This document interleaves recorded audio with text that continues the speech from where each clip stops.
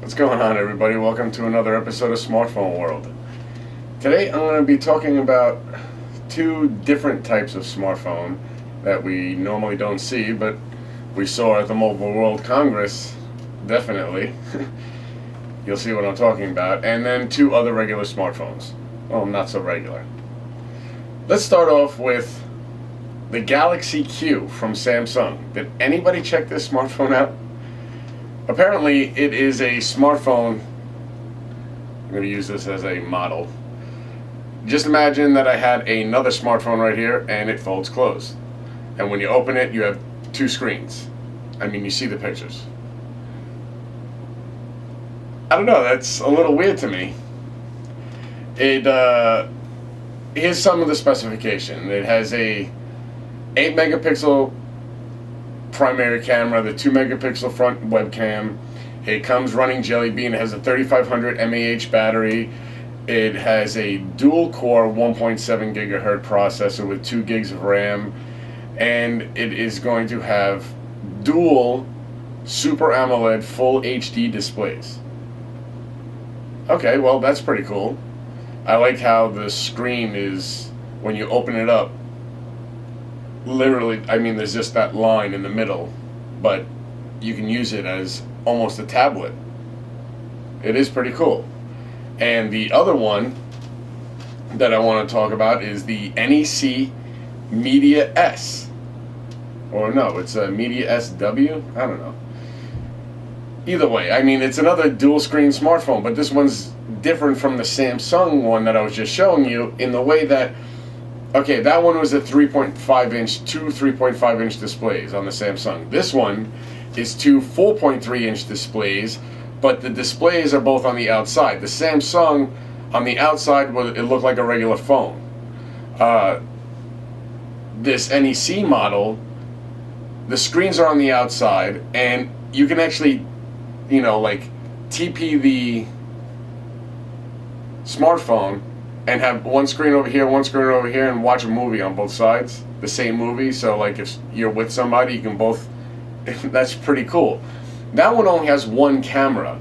That one is a, let's see, it says it's an 8 megapixel camera, but when you have both screens open, the 8 megapixel camera is facing you with both screens, so you're going to be doing video calls and stuff like that with an 8 megapixel camera.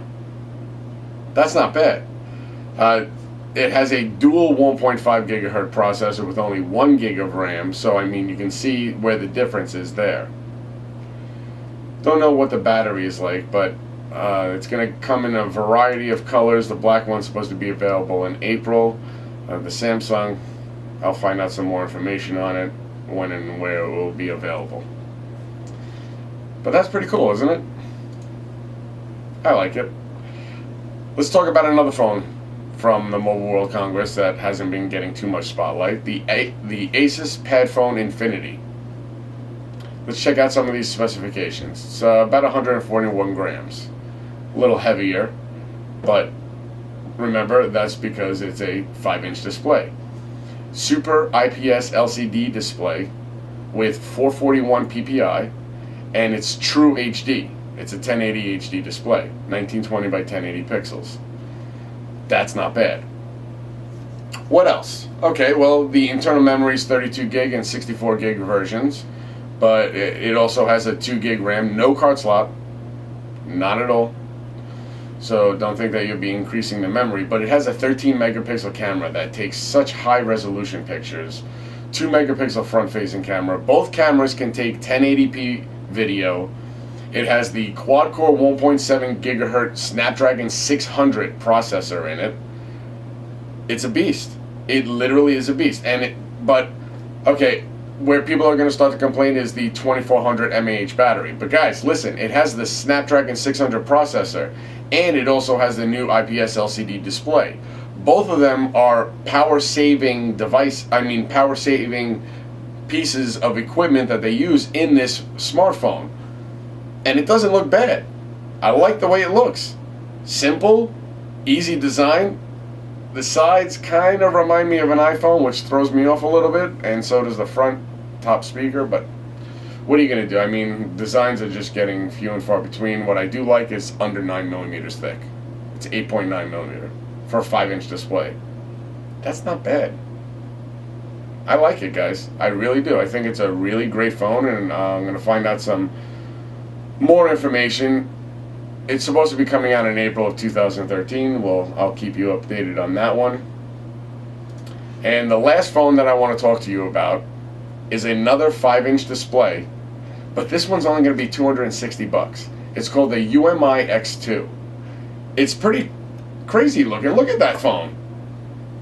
I really like the way, and that's going to have a 2500 mAh battery. It's going to be running Android Jelly Bean 4.1, and it's going to be getting 4.2. It has 32 gigs of internal memory, and it's going to have a micro SD slot with 2 gigs of RAM. It will have a quad-core processor, but this is a MediaTek quad-core processor, 1.2 gigahertz, and it has a PowerVR SGX 544 graphic processing unit. This is pretty cool. They're saying it's going to be released sometime in March in India. I hope they bring it out the rest of the world, because for $260, that is cheap. And it's true HD, 1080p display, 5 inches. It looks like a Galaxy smartphone. That's pretty great. I want to see companies like this start popping up, pumping out smartphones that really shine over the big companies like Samsung, HTC, Apple, because they're showing us that they can make the units, they can make the equipment and sell it for a reasonable price. $260 without a contract for that? That's crazy. I would definitely buy one. So I'm going to be keeping my eye out to grab one, test it, and tell you how great the MediaTek processor is, and see where we go. Thanks a lot, guys. That was another episode of Smartphone World. I hope you enjoyed it. Please leave me some comments. Hit subscribe. Visit my Facebook fan page and go to thatsmartphoneshow.com for articles. Thanks a lot, guys. Have a great day.